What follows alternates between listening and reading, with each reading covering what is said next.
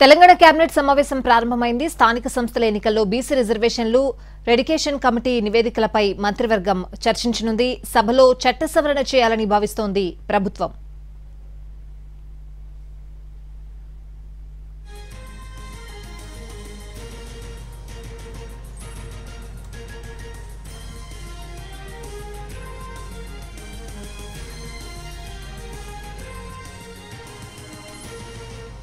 Telangana cabinet సమావేశం ప్రారంభమైంది. స్థానిక సంస్థల ఎన్నికల్లో బీసీ రిజర్వేషన్లు డెడికేషన్ కమిటీ నివేదికలపై మంత్రివర్గం చర్చించనుంది. సభలో చట్ట సవరణ చేయాలని భావిస్తోంది ప్రభుత్వం.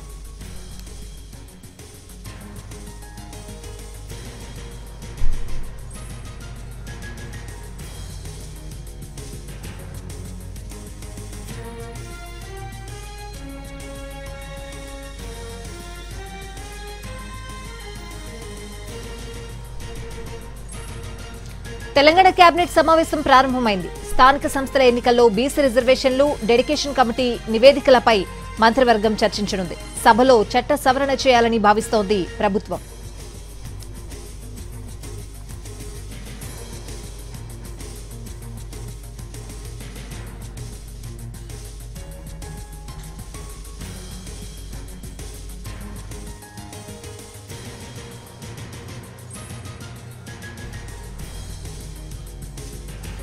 తెలంగాణ కేబినెట్ సమావేశం ప్రారంభమైంది. స్థానిక సంస్థల ఎన్నికల్లో బీసీ రిజర్వేషన్లు డెడికేషన్ కమిటీ నివేదికలపై మంత్రివర్గం చర్చించనుంది.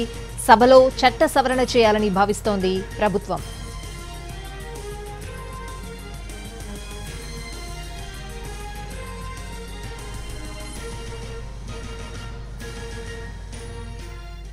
తెలంగాణ కేబినెట్ సమావేశానికి సంబంధించిన పూర్తి అప్డేట్స్ అడిగి తెలుసుకుందాం. మా ప్రతినిధి సుధీర్ ఉన్నారు. సుధీర్,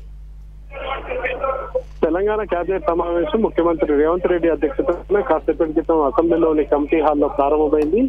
ఈ సమావేశంలో ముఖ్యంగా 42% బీసీ రిజర్వేషన్లకు సంబంధించిన అంశంతో పాటుగా కాళేశ్వరం సంబంధించిన అంశం కూడా చర్చించే అవకాశాలు అయితే కనిపిస్తున్నాయి. ముఖ్యంగా స్థానిక సంస్థల ఎన్నికలకు సంబంధించి సెప్టెంబర్ 30 లోపు స్థానిక సంస్థల ఎన్నికల నిర్వహణ పూర్తి చేయాలని చెప్పేసి హైకోర్టు ఆదేశించిన నేపథ్యంలో ఏం చేయాలనే విషయానికి సంబంధించి ఈ రోజు కేబినెట్ లో చర్చిస్తున్నారు. ముఖ్యంగా కేబినెట్ సబ్ కమిటీ 42% బీసీలకు 42% రిజర్వేషన్లకు సంబంధించి కేబినెట్ సబ్ కమిటీ ఇటీవల ఒక రిపోర్ట్ ఇచ్చింది. ఆ రిపోర్ట్ లో 3 అంశాలను పేర్కొనడం జరిగింది. ప్రస్తుతం 42% బీసీలకు రిజర్వేషన్లు ఇచ్చే అంశానికి సంబంధించి ఆ విషయంలో ఒక ప్రత్యేక జీవో ఇవ్వాలని చెప్పేసి ఒకటి భావిస్తున్నారు. లేదంటే బిల్ తీసుకురావాలని చెప్పేసి మళ్ళీ 42% బీసీలకు 42% కల్పిస్తూ రిజర్వేషన్ కల్పిస్తూ బిల్లు తీసుకురావాలని చెప్పేసి అయితే భావిస్తున్నారు. ఈ వీటితో పాటుగా వెంటనే రిజర్వేషన్లకు సంబంధించి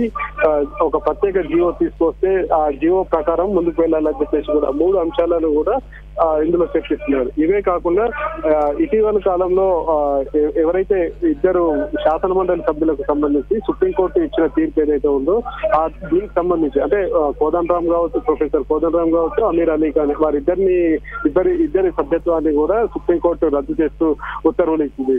ఈ నేపథ్యంలోనే మళ్ళీ వారిని నామినేట్ చేసే విధంగా కేబినెట్ నిర్ణయం తీసుకొని మళ్ళీ గవర్నర్ కు పంపించే అవకాశాలు అయితే కనిపిస్తుంది. గవర్నర్ కోటాలో మరొకసారి ఇటు కోదండరాం అదే విధంగా అమీర్ అలీ ఖాన్ ఇద్దరిని కూడా నామినేట్ చేయాలని చెప్పేసి కేబినెట్ లో చర్చించే అవకాశాలు అయితే కనిపిస్తుంది. దీంతో పాటుగా యూరియాకు సంబంధించి చూస్తున్నట్లయితే రాష్ట్ర వ్యాప్తంగా కూడా ఇప్పుడు ప్రస్తుతం దేశవ్యాప్తంగా కూడా యూరియా కొరత కనిపిస్తుంది. ఈ యూరియా కొరత ఉన్న నేపథ్యంలో యూరియా కొరతను ఎలా అధిగమించాలనే విషయానికి సంబంధించి ఇప్పటికే కేంద్ర రాష్ట్ర ప్రభుత్వాలు తర్జన భర్జన పడుతున్న నేపథ్యంలో ప్రస్తుతం తెలంగాణ రాష్ట్రానికి దాదాపు 30,000 టన్నుల యూరియా రావాల్సి ఉన్నది. అది 1-2 రోజుల్లో కూడా రాష్ట్రానికి చేరుకునే అవకాశాలు అయితే కనిపిస్తున్నాయి. కానీ 30,000 టన్నులు సరిపోదు, ఇంకొక 30,000 టన్నుల యూరియాను కూడా దిగుమతి చేసుకోవాలని చెప్పేసి రాష్ట్ర ప్రభుత్వం భావిస్తుంది. కాబట్టి ఈ నేపథ్యంలోనే కేంద్ర ప్రభుత్వానికి మళ్ళీ కేంద్ర మంత్రిని కూడా రసాయన ఎరువుల శాఖకు సంబంధించిన మంత్రిని కలిసి రిప్రజెంటేషన్ చేయాలని చెప్పేసి భావిస్తున్నారు. కేంద్ర ప్రభుత్వం మీద ఒత్తిడి తీసుకొచ్చి మరికొంత కోటాను కూడా తెలంగాణ కేటాయించే విధంగా ఒత్తిడి తేవాలని చెప్పేసి భావిస్తున్నారు. ఈ అంశాలతో పాటుగా కొన్ని గతంలో తీసుకున్న ఎజెండాకు సంబంధించి చూస్తున్నట్లయితే గోశాల అంశం కూడా కొత్త గోశాల పాలసీని కూడా మళ్ళీ చర్చిస్తున్న పరిస్థితి అయితే కనిపిస్తుంది. ఇవే కాకుండా గిగ్ వర్కర్లకు సంబంధించిన అంశం కూడా ప్రస్తుతం కేబినెట్ లో చర్చించే అవకాశాలు అయితే కనిపిస్తుంది. వీటితో పాటుగా తాజా రాజకీయ పరిస్థితుల మీద కూడా నిర్ణయం తీసుకునే అవకాశాలు అయితే కనిపిస్తున్నాయి. ఏది ఏమైనా కానీ ఈ రోజు జరుగుతున్న కేబినెట్ లో కీలక అంశాల మీద చర్చ జరుగుతుంది. దాని అవుట్కమ్ మరొక గంట సేపు అంటే దాదాపుగా గంట పాటు కూడా కేబినెట్ సమావేశం జరిగే అవకాశాలు అయితే కనిపిస్తున్నాయి. Okay Sudheer, thanks for the updates.